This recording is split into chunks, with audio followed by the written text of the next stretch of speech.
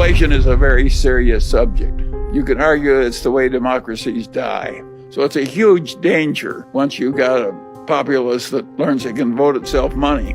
If you look at the Roman Republic, they inflated the currency steadily for hundreds of years, and eventually the whole damn Roman Empire collapsed. So it's the biggest long-range danger we have, probably, apart from nuclear war. The safe assumption for an investor is that over the next 100 years, the currency is going to zero. That's my working hypothesis. We've done something pretty extreme, and we don't know how bad the troubles will be, whether we're going to be like Japan or something a lot worse. And what makes life interesting is we don't know how it's going to work out. I think we do know we're flirting with serious trouble.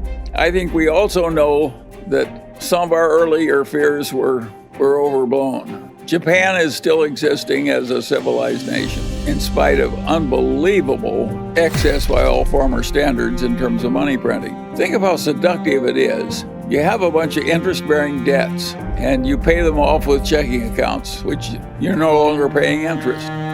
Think of how seductive that is for a bunch of legislators. You get rid of the interest payments, and the money supply goes up. It seems like heaven. And, of course, when things get that seductive, they're likely to be overused. I am so afraid of democracy getting the idea that you can just print money to solve all problems, and eventually I know that will fail. Singapore, which has a marvelous economy, has zero debt. If I were running the world, I would like the United States to be in that position. That is not the typical, that's nobody's position. You know, all these politicians in Europe and America have learned to print money. Not only do we have a serious problem, but the solution to it that is the easiest for the politicians and for the Federal Reserve too, for that matter, is just to print more money and solve the temporary problems that way. And that, of course, is going to have some long-term dangers. And we know what happened in Germany when the Weimar Republic just kept printing money. The whole thing blew up. And that was a contributor to the rise of Hitler. So all this stuff is dangerous and serious. And we don't want to have a bunch of politicians just doing whatever is easy on the theory that it didn't hurt us last time, so we can double it and do it one more time. And then we double it again and so forth. We know what happens on that everlasting doubling. You will have a very different government if you keep doing that enough. And so you're flirting with danger somewhere, unless there's some discipline in the process. But I don't regard Japan as in some terrible danger. They've done a huge amount of this and gotten by with it. I don't think we'll be as good at handling our problems as Japan is. There's never been anything quite like what we're doing now. And we do know from what's happened in other nations, if you try and print too much money, it eventually causes terrible trouble. And we are closer to terrible trouble than we've been in the past, but it may still be a long way off.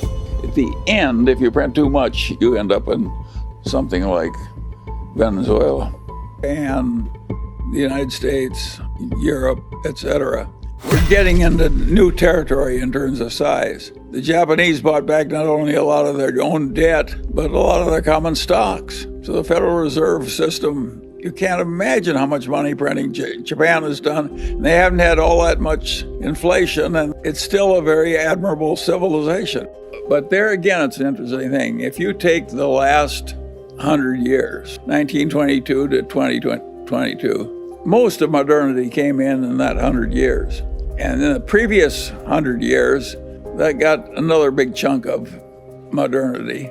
And before that, things were pretty much the same for the previous thousands a year. Life was pretty brutal and short, limited, and what have you. No printing press, no air conditioning, no modern medicine, no. And I don't think we're going to get things that were in what I call the real human needs. Think of what it meant to get, say, first you got the steam engine, the steamship, the railroad, and a little bit of improvement in farming and a little bit of improvement in plumbing. That's what you got in the 100 years that ended in 1922. The next 100 years gave us widely distributed electricity, modern medicine, modern fireworks, the automobile, the airplane, the records, the movies, the air conditioning in the South. Think what a blessing it was. If you wanted 3 children, you had to have 6 because 3 died in infancy. That was our ancestors. Think of the agony of watching half your children die. It's amazing how much achievement there's been in civilization in these last 200 years, and most of it in the last 100 years. Now, the trouble with it is that the basic needs are pretty well filled. In the United States, the principal problem of the poor people is they're too fat. That is a very different place from what happened in the past. The past, they were on the edge of starving. And what happens is, it's really interesting, is with all this enormous increase in living standards and freedom and diminishment of racial inequities and all the huge progress that has come, people are less happy about the state of affairs than they were when things were way tougher. And that has a very simple explanation. The world is not driven by greed, it's driven by envy. And so the fact that everybody's 5 times better off than they used to be, they take it for granted. All they think about is somebody else has having more now, and it's not fair that he should have it and they don't. That's the reason that God came down and told Moses that you couldn't envy your neighbor's wife or even his donkey. I mean, even the old Jews were having trouble with envy. And so it's built into the nature of things.